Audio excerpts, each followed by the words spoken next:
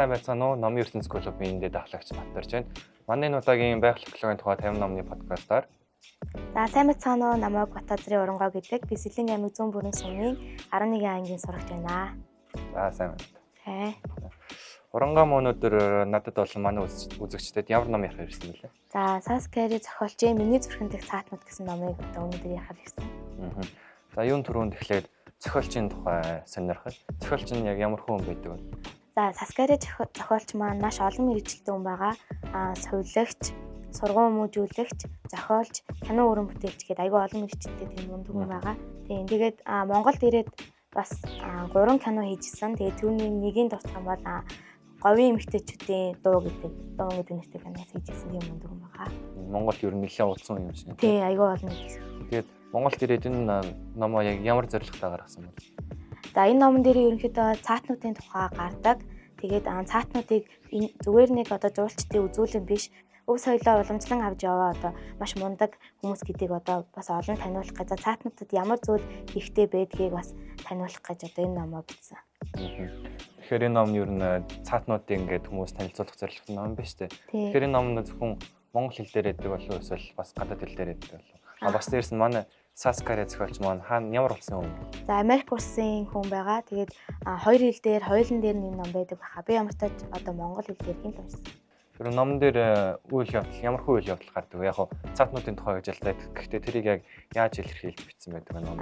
За энэ нэлхүү номонд болохоор ерөнхийдөө Монголд ирээд цаатнууд дээр аялсан тэмдэглэл ерөнхийдөө гарна. Тэгээд анх 1994 онд энэ номын маань эхэлдэг байгаа. 1994 онд зохиолчийн маань найз нь түүнд Монгол явах мөнгө тусламж үзүүлснээр үүгээрээ Монголд ирдэг. За яагаад ганцхан Монгол ирдэг вэ гэвэл Азийн орнуудад зөвхөн уламжлалт энэ энерги эмчилгээг аяга олон төлөв хийх юм байна л да. За тэгээ үүнийг совилаач гэсэн тэгээд үүнийг сурахын тулд Монголыг зорин гэдэг байгаа.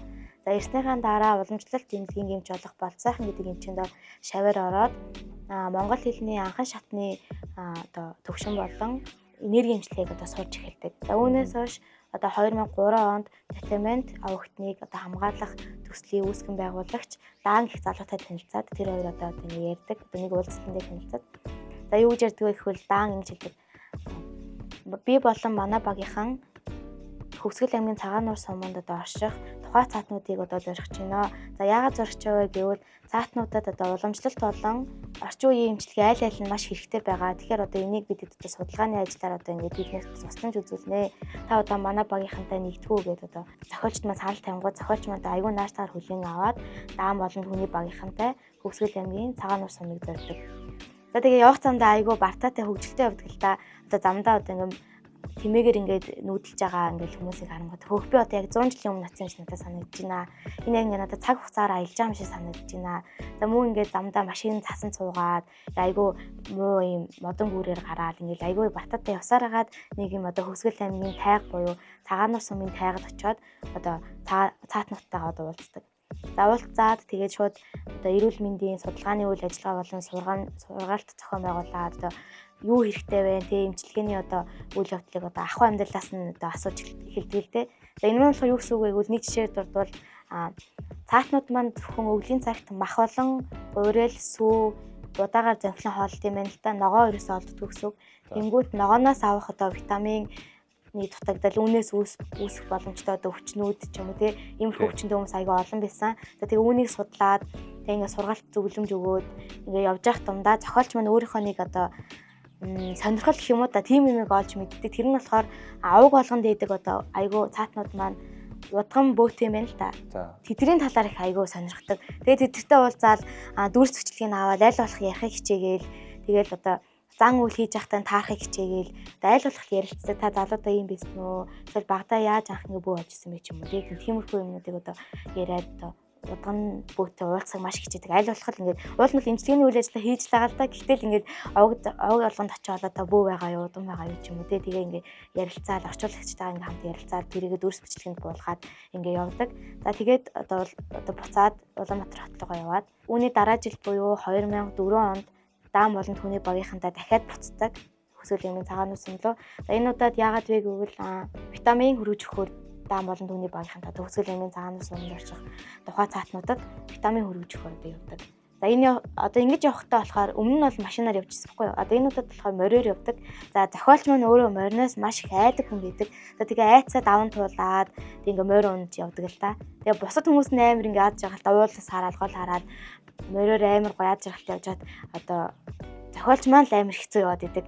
Яа намчхууд тэгээ тэр үед яаж яат ингээ хөлн бэртсэн байж таарад. Тэгээ айгүй өөрийнхөө айцыг даван туулаад хэцүү явсаар хагаад тэгээ одоо тухайн цаатнууд дээр очтгоо. Тэгээ өмнө жил нь очсон байсан болохоор дараагийн жил нь мэдээж өмнө жил нь уулзаад танилцсан байсан хүмүүстэйгээ уулзаад бас яриа хөрөө өрнүүлээд за тэгээд витаминуудаа яг одоо энэ тэмцүү цаатнуудаа хувааж өгөөд дахиад сургалтуудаа зохион байгуулаад тэрэндээ ингээ хамрагдуулаад тэгэл тэндээс очиод бас найзтай болоод тэгээд найзуудтайгаа уулзаад тэгээд дахиад нөгөө нэг бөө удааныхаа талаар ингээл судлаад одоо яад юм бол намайг байхад нэг зан үйл хийжээсэй ч юм уу тий. Тэгээд зан үйлд нь оролцохыг хүсээл тэгээд ингээл дахиад уулзаад шинэ бөө удган байна уу эсвэл хуучин бөө удгантай уулзаад тэгээд ингээд дүүс бичлэгт ингээл хурааж аваад тэрийг ингээд сонирхоол. Тэгээд ерөнс нэг хөдөлгөөний сонирхол гэж болж хэл болно. Үүнээс хойш 2006-оноос 2013 оны хооронд жил алгасгүй энэ цаатнуудыг зориод очиод сургалт одоо үйл ажиллагаагаа явуулаад одоо маш сайн энэ тарай одоо ингээл тусламж үзүүлээл тэгээл ингээд соёлтой нь бас ингээд танилцаад ингээд дасан цогцоод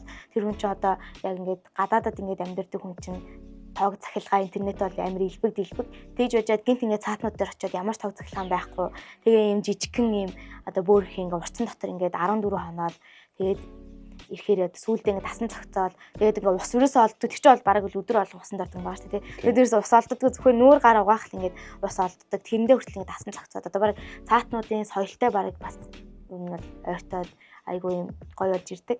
За тэгээд 2006 оноос 2013 оны хооронд тасралтгүй ингэж эрүүл мэндийн үйлчилгээгээ маш сайн үзүүлээд за үүний дунд нь ч гэсэн бас Америкаас бүр шүдний эмчнэр бүр уурж авчираад бүр тийм доктор профессор хүмүүсийг уурж авчираад тэгээд яадаг шүднийх нь одоо шүдийг үзүүлдэг. Шүднээс сургалт явуулдаг, шүдэнд яг эрүүл ахуй стандарттай нийцсэн тэр одоо шүдний хэрэглэгдэхүүнүүдийг өгдөг, шүдийг үзүүлдэг. 3 хоногийн дотор бүр уул нь бол ингээ 200 шүд одоо янзлах нэг тийм багаж хэрэгсэлд очсон байна л та. Тэсний 3 хоногийн дотор нөгөө 200 ингээ дууссан. Тэгээд буцаад Америк руу шүдний эмчнэр явсан гэж энэ номд бичсэн байсан. За тэгээд ер нь бол ном маань ер нь бол дандаа цаатнуудад туслаа, цаатнуудыг зүрхэндээ тэгээд одоо ингээд цаатнуудад эмчилгээг ингээ өгөөл өөрөө бас хажуугаар нь бөөгөө ингээ судлаад. За тэгээд номын маань төгсгөл хэсэг дээр нь болохоор мэдээж энэ Саскари зохиолч маань төрлөх гэртээ очдог. Тэгээ оцоо ойноо ингээд нэг сонирм байгаад байна. Гэр нь амар том санагдаад, уул нь бол Америкта жижигт ордог байр. Тэгсэн гэр нь амар том санагдаад, учир нь гэвэл урцанд ингээд айгүй олон жил ингээд хоногсоор байгаад ингээд дасан зогтцсон. Тэгээ гэртээ очиод бүр гэрийнхэн зарим өрөөнүүд ингээд түрээслээд тэгээ өөрөө нэг өрөөнд амьдарч болсон гэсэн. Айгүй сонирхолтой. Тэгээд ингээд усанд орж ингээд хороод эсвэл усмас ингээд карантинаас гоож болж ирсэн. Нэрээ ингэ ус гоожж штэ. Нэрээ устай байна гэдэг чинь нэлээ сайхан шүү дээ. Сайхан штэ. Тэнд надад бол зөвхөн нүүр гарал угаад нэрээ ус олддог гэсэн штэ гэж санагалзаад байнга ингээл жижиг зүйлсээс ингээ байнга цаатангуудыг ингээ санаад за тэмүүтээ гэрийнх нь хан дээр ингээд одоо цаатангуудаа ахуулсан цог зураг байт юм байна л да. Тэгсэндээ тэрийг нь охин нэг өдөр амар хуруугаар зааснаа. Энэ бол манай ээжийн хамаатнууд гэж юм хэлсэн. Тэнгүүт найздаа тэнгүүт за тийм ээ энэ тэгэхээр одоо миний ингээд хамаатууд байж болно. Би ингээд цаатнуудаа үргэлж сэтгэл зүрхэндээ ингээ хадгалдаг. Хавар болгон би цаатнуудаа над дээр ирээсэй гэж одоо хүсдэгэ гэдэг энэ хүн ном маань ингээ өндөрлөдөг. Аргагүй ахaltaа угаасаа амьдралын хэвчлийг Монголд өнгөрөөсөн 1900 оноос тэгээд 2000 он хүртэл чинь их хэмжээний явагдсан шүү дээ. Тэгээд ер нь энэ ном дээр бол Монголд ирэхээс өмнөх аялал тэгээд Монголоос буцаж өөрийнхөө нутг руу буцаа тэгээд ер нь тэр хэмжээний аяллаа түүхээ ер нь бүхэлдэнд бичсэн. Бүхэлд нь ер нь бичсэн байгаа тий. Тэгээд тэрэн дийлэхтэй цаатнуудын тухай. Тий. Тэгээд ер нь миний яриаггүй айгүй олон хэсэг байгаа. Тий. Тэгээд та ятас өөртөө аваад уншвал. Яг тэр хэдийгээр нэг бол угаасаа айгүй урт алхах л. Тэгээд бас дээрс манай зохиолч маань замдаа бөөднөөс сонирхсан гэсэн. Тэгээд хэдүүлээжсэн гадаад руу яг уу явж үзэг хүмүүс байгалах л та. Их тэр нь хүмүүс гадаад руу аялахаараа тэгээд дан ганц ажлын зорилгоор аялсан гэсэн ажиллаад байдгаа бас дээрс нь тухайн улсаар аялаад үздэг. Тэгээ тэнцэнээс бас өөр нэг юм сонирхоод байдаг. Яг тэр шиг ялгаагүй бөө сонирхоод өөр нэг гоё сонирхолтой болоод явсан байна. Номоо ер нь айгүй шимтэж байгаа юм шиг. Тэгээд энэ номны яг дуртай бөө сэтгэл үлдсэн хэцээж мартахааргүй гэсэн хэсэг байна. Тий, яг сая ярьсанчлан төгсгөл хэсэг надад айгүй их таалагдсан. Мэдээж бол монголчуудад туслаад тэр дундаа ингээ цаатнуудад туслаад эрүүл мэндийн үйлчлэг үзүүлээд маш их мундаг хүн байгаад байгаа. Тэгээ ер нь энийг уншиж байхдаа айгүй их бахархсан.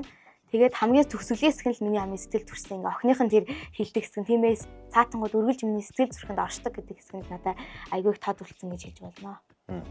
Уус номны төгсгөл хэсэг хамт жахан гонх надад л ном унш дуусаар жахан гонхтой мэдрэмж төрөв. Тэгээд тиймэрхүү гаддаг. Тэгээд ер нь бас их олон хүмүүс тэгж төгсгөл хэсэг юм болдог.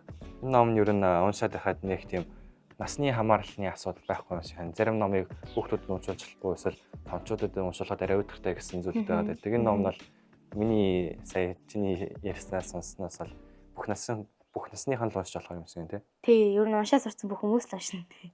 Уншиж болно. Тий.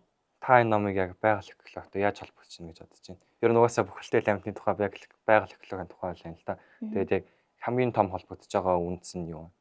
Энэ номыг уншсанараа миний бодлоор болохоор цаатангууд өөрсдөө байгалийн зам ёсороо ан агнуураа хийгээд одоо жимсэр болдог ч юм уу заримдаа ингээд голоос усаа аваад ингээд амьддаг шүү дээ. Энэ нь болохоор байгаль экологийн тэмцвэртэй байдлыг ингээд хадгалаад тэгээд ер нь үгээрээ л холбогдож байгаа гэж бодсон.